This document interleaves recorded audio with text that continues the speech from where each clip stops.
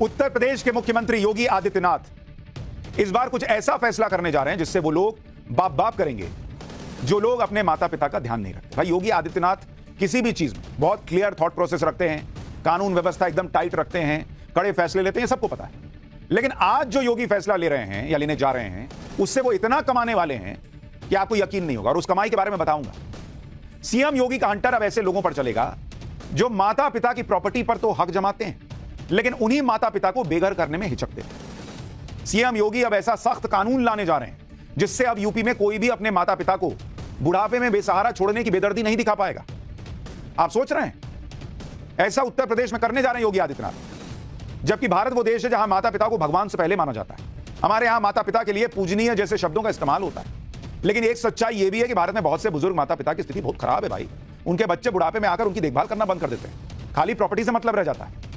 बुढ़ापे में उनकी जिम्मेदारी तो उठाना दूर, उन्हें घर से बाहर तक निकाल देते हैं, ओल्ड एज होम में भेज देते हैं, वृद्धाश्रम भेज देते हैं।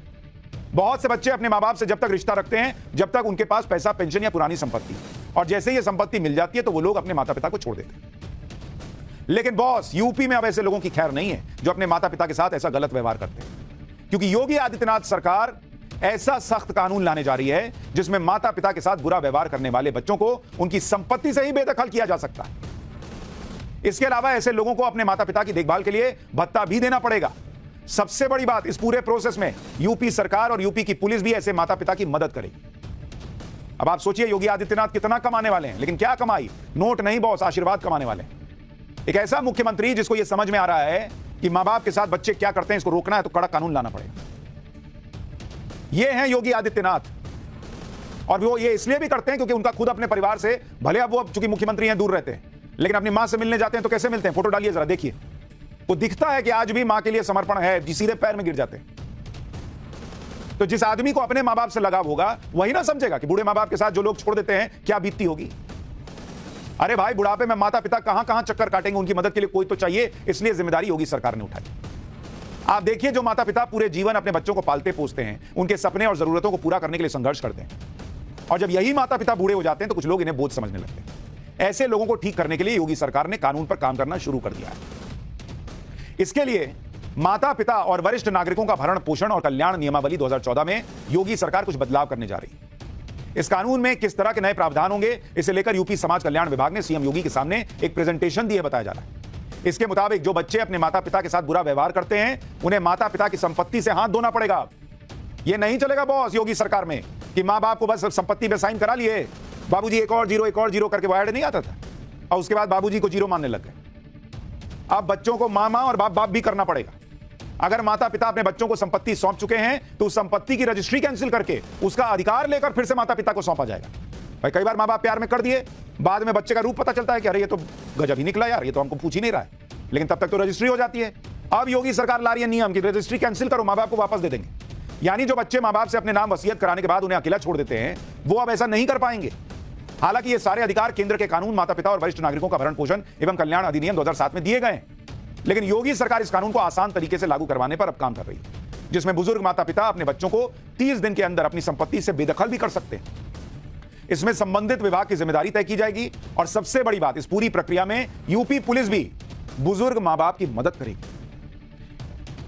अब तक माता पिता को अपने ही स्तर पर यह सारे काम करने पड़ते थे, इसमें एक जगह से दूसरी जगह चक्कर काटने पड़ते थे, लेकिन अब यूपी में ऐसा नहीं होगा।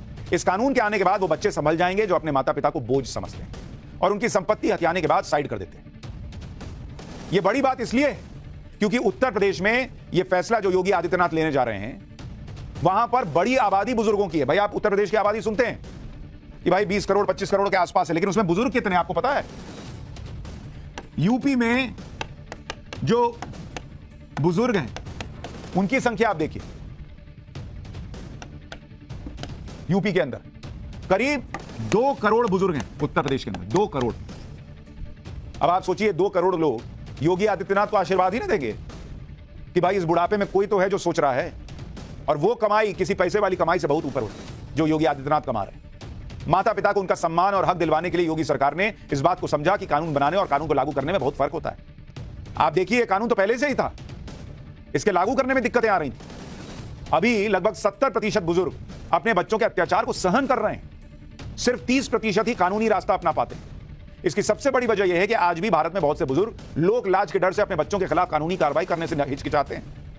अच्छा, उनको यह भी लगता है कि अब कौन पुलिस के लफड़े में पड़े, कौन इस झगड़े में पड़े, पुलिस साथ देगी नहीं देगी। इसीलिए कह रहा हूं कि अब योगी सरकार कह रही है कि नहीं, पुलिस आपका साथ देगी। बॉस, आप लड़का अगर नालायक है तो हम आपको जो है संपत्ति दिलाएंगे, हम आपको सम्मान दिलाएंगे। माँ बाप को लगता है कि अगर वो अपने ही बच्चों के खिलाफ कानूनी कार्रवाई करेंगे तो परिवार का नाम खराब होगा। अरे बच्चा आपके साथ खराब कर दिया, क्या नाम छोड़ा। समाज के लोग इस तरह की बातें करेंगे, उन्हें यह भी डर रहता है कि बच्चे हमेशा के लिए उनसे दूर हो जाएंगे। बच्चा पास रख नहीं रहा, समाज क्या बोलता है जी? समाज आपको रखता है। अपना घर चलाने के लिए, अपनी बची जिंदगी चलाने के लिए आपको अपनी संपत्ति चाहिए। जब नहीं बच्चा को समझ में आ रहा तो उसको समझाइए फिर कानून के जरिए। इसके अलावा जानकारी ना होने की वजह से बहुत से बुजुर्ग चुपचाप अपने बच्चों से अपमान सहते रहते हैं। दूसरी बड़ी समस्या यह भी है कि इस तरह की कानूनी प्रक्रिया के लिए बुजुर्ग माता पिता की कोई मदद नहीं हो पाती, क्योंकि इसके लिए सीधे सीधे जिम्मेदारी तय नहीं थी। लेकिन योगी सरकार इसमें बदलाव लाकर सरकारी सिस्टम की भूमिका तय करने जा रही है।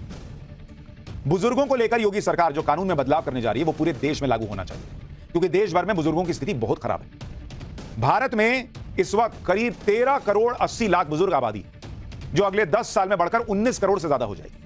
अभी करीब 47% यानी 6 करोड़ 48 लाख बुजुर्ग अपने बच्चों पर निर्भर है, क्योंकि उनके पास कमाई का कोई साधन नहीं। इसके अलावा 4 करोड़ 70 लाख बुजुर्ग ऐसे हैं जो अपनी पेंशन या कमाई के दूसरे साधनों पर निर्भर है।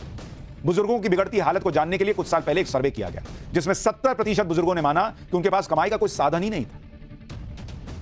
कमाई का साधन तो बच्चों के पास भी नहीं था, पॉकेट मनी मांगना पड़ता था। लेकिन माँ बाप, अरे मेरा बाबू, अरे मेरा सोना करते थे। और जब माँ बाप के पास कमाई का साधन नहीं रह जाता है तो वो बोझ बन जाते हैं।